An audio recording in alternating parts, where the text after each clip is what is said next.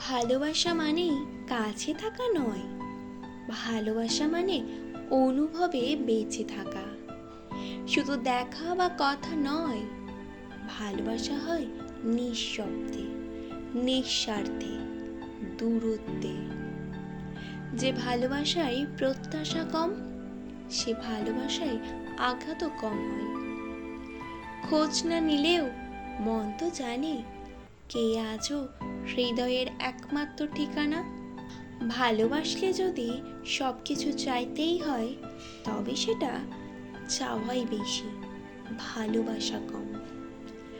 ভালোবাসা হলো সেই অনুভব যেখানে না পাওয়াটাও মেনে নেওয়া যায় হাসি মুখে।